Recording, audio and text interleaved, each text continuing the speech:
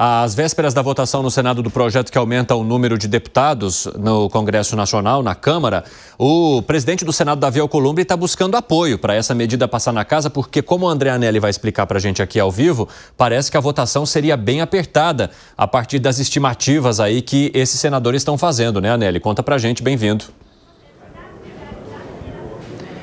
É isso mesmo, Evandro. Muito boa tarde a você também e a todos aqui no 3 em 1 da Jovem Pan. Conversei agora há pouco com o relator desse projeto aqui no Senado, que prevê o aumento de 18 cadeiras na Câmara dos Deputados, o senador Marcelo Castro, e ele continua também fazendo articulações no sentido de fazer com que a medida seja aprovada aqui na Casa. Isso porque ele tem argumentado que dos 7 estados que vão perder vagas caso o Congresso Nacional não decida a respeito desse aumento de cadeiras na Câmara, 5 estados são do Nordeste, sendo um deles, inclusive, do estado do Piauí. Portanto, Marcelo Castro tem participado ativamente dessa articulação em torno de fazer com que o Senado acabe aprovando também aquilo que já foi aprovado na Câmara dos Deputados, prevendo então 18 novos parlamentares na outra casa, subindo o atual número de 513 para 531 parlamentares. E quem também tem feito articulações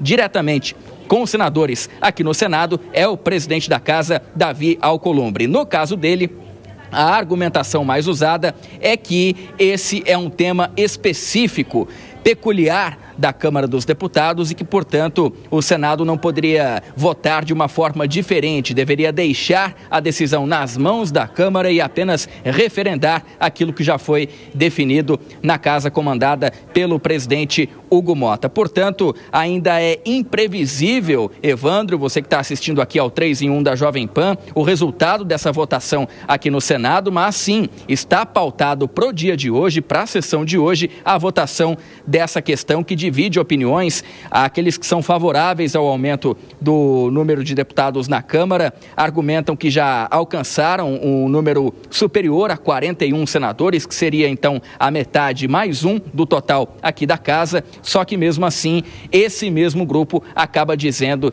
que a votação será sim apertada.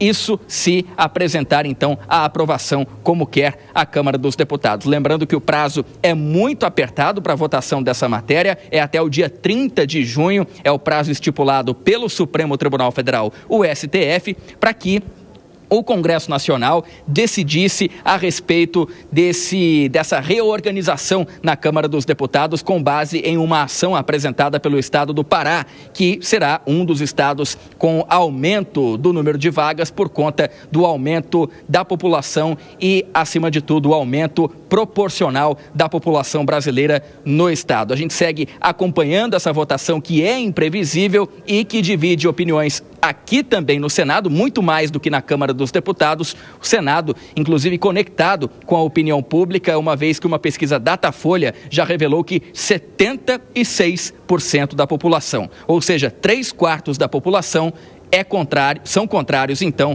a essa decisão de aumentar o número de deputados, que deve aumentar também os custos da Câmara em torno de 65 milhões de reais por ano. Evandro. No mínimo, né, Anelli? Obrigado pelas informações, um ótimo trabalho para você.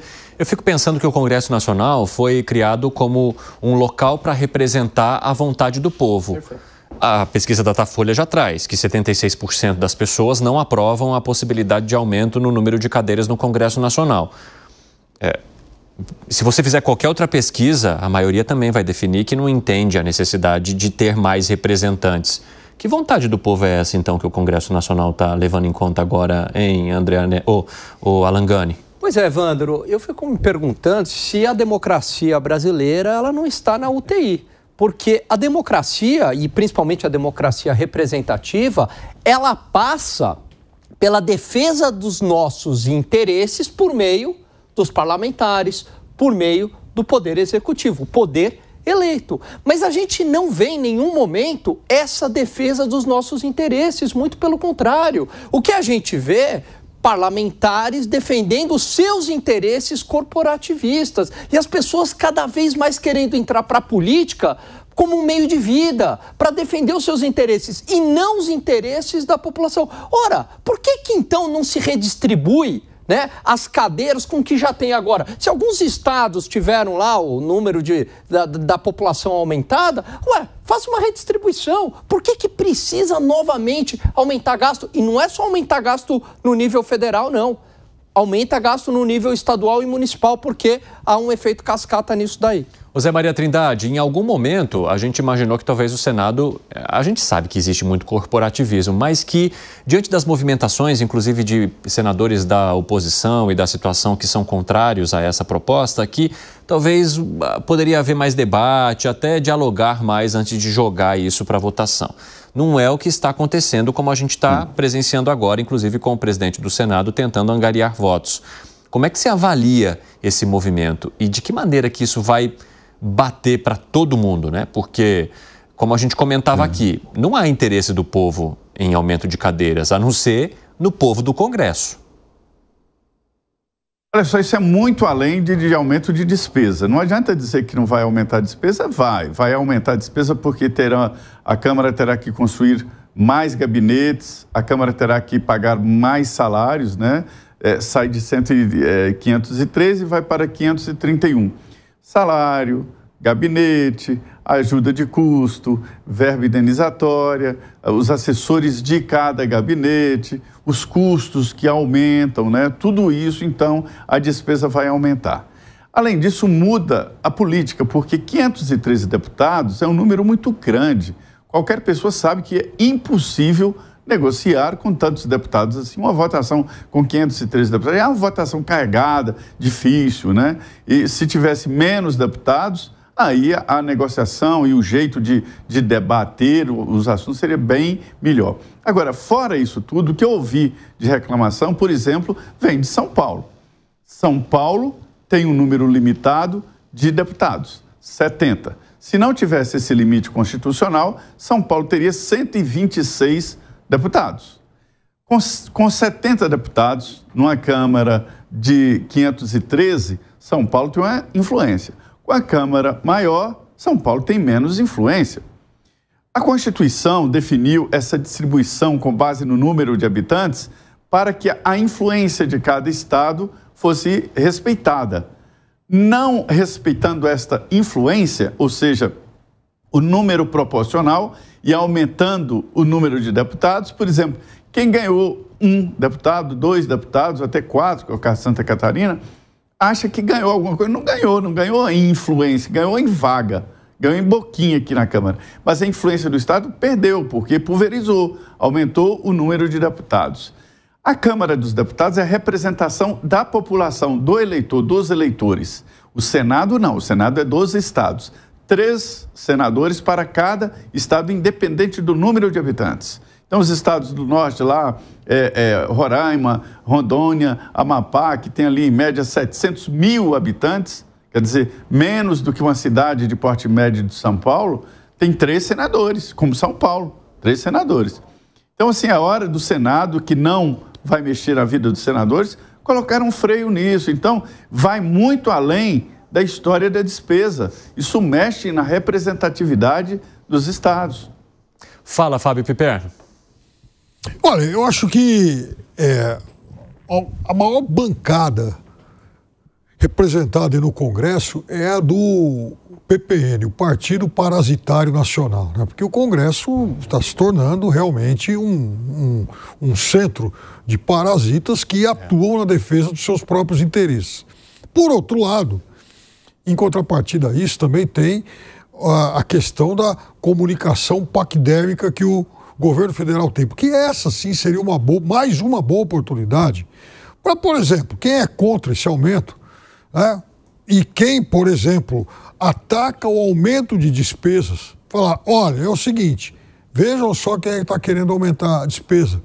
Porque a gente acabou de falar aqui, né, minutos antes, da boca livre que a Câmara aprovou, beneficiando um grupo voltado aí ao setor de energia, né, que vai ganhar bilhões e bilhões e bilhões e bilhões de benefício pelos próximos anos, em detrimento das contas de luz que vão ficar mais caras. A população vai ter que pagar por isso. Então, esse pacote que o Congresso, aliás, aprovou nos últimos dias, ou está em vias de votar, como esse caso, ele onera por vários caminhos. Então, ele vai onerar as contas públicas pelo caminho do aumento do número de deputados, do aumento do fundo partidário, das emendas, da boca livre lá para o setor de energia, e tudo isso pago por quem? Então, com que moral? E eu chamo a atenção para essas frentes parlamentares, as maiores, a da agropecuária e também a frente parlamentar evangélica, com que moral essa turma vai chegar e vai apontar o dedo e falar porque o poder público, os governos têm que cortar as contas, têm que cortar despesas. Ora, eles são os primeiros a aumentar. Quem dessas frentes está se manifestando contra isso? Então, e onde está a comunicação de quem está em embate aberto com esses grupos todos? Está ouvindo e não está fazendo nada? Mas aí também é que o governo federal também não dá o exemplo concreto no corte de gastos, né, Piperno? Porque se ele desse, aí essa comunicação seria muito poderosa. Mas o governo também é gastador. A gente tem um parlamento gastador, a gente tem um governo gastador e o judiciário gastador. Mas se for pensar sobre esse aspecto, faz sentido, eu entendo, Gani. Como é que você vai cobrar que o Congresso Nacional economize se você não faz o mesmo? Então, ambos... Mas vejam só. Mas aí, nesse caso, deveria servir também para o Congresso Nacional. Como é que ele vai apontar que o governo precisa economizar se ele só está aprovando propostas que beneficiem a si mesmo, que aumenta os gastos dentro e fora, ao aprovar projetos que também atenderiam a lobbies do setor, como este último de energia eólica? Porque são exatamente esses setores que estão apontando, eles estão cobrando o corte de gastos. Né? Não é o governo, aliás, o governo está até quieto demais em relação a isso. Deveria se pronunciar também. Agora, como que o sujeito que sobe no púlpito lá para falar, sobe na tribuna para falar, tem que cortar gasto, o Estado tem que ficar menor, se ele é o primeiro a andar no sentido contrário? Fala, Segré. Eu teria adorado que esse empenho, que eu não apenas defendo como apoio do Piperno por diminuir o gasto público, não tenha sido explícito quando o governo de 22 ministérios passou para 38, porque a lógica é a mesma. Não? Então, o governo pode aumentar de 22 para 38, que isso não aumenta o gasto público. Necessariamente mas os deputados não podem de 513 para 531, porque aumentam o gasto público. Piperno, você precisa definir. Se aumenta, aumenta tudo. Se não aumenta, não aumenta nada. Eu sou contra, Observo, eu sou contra o aumento de deputados. Isso para mim foi uma negociata no escuro, em que, para não diminuir o tamanho de algumas bancadas de deputados de alguns estados, falaram, tá bom, então deixamos assim e aumentamos aqueles que tenham mais em função do censo demográfico do IBGE. Mas aumento público. Se aumenta o ministério, aumenta o gasto público. Se aumenta o deputado, aumenta o gasto público. Só rapidamente, meus amigos, porque nós estamos acompanhando agora a sessão que pode derrubar esse projeto do IOF, do governo federal, já começou. Aquelas são imagens ao vivo. E daqui a pouco nós vamos trazer trechos, então, das manifestações dos parlamentares sobre essa discussão e, principalmente, o resultado, se de fato será mais uma derrota para o governo federal. Fala, Piperno. Você pode pegar o funcionário que já está lá, olha, eu vou dividir esse ministério em 2. Você não está necessariamente contratando mais gente. O ministro vai de ônibus. Mas contratando mais estrutura. O ministro não vai usar um carro com provavelmente motorista, o carro já está lá. Assessores. O assessor já está lá. Pelo amor de Deus. Piperno, aumentou. A PEC de transição foi um escândalo, Piperno. Foi para 200 bilhões de reais. O número de funcionários... Não, isso é uma outra coisa. Mas eu acho que não dá para negar também que você aumentar o número de ministérios de 23 para 30, aumenta os custos, até porque você tem salários de ministros a mais. Óbvio. Você vai ter... Você tinha 23 ministros, agora você tem 38. 22. A culpa deve ser do Campos Neto. Você vai ter algum salário de ministro a mais, isso você pode ter, isso é irrelevante. É diferente, por exemplo, de um deputado que você vai criar, inclusive, novas estruturas físicas. No caso aí do ministério, você vai, por exemplo, alguém falou do motorista. O motorista, ele já é um funcionário público. Sim. Ele não está sendo contratado a mais. Você vai requisitar de uma outra... 9 mil cargos de confiança no governo Bolsonaro, 27 mil cargos de confiança no governo Lula. Isso também não aumenta o gasto público.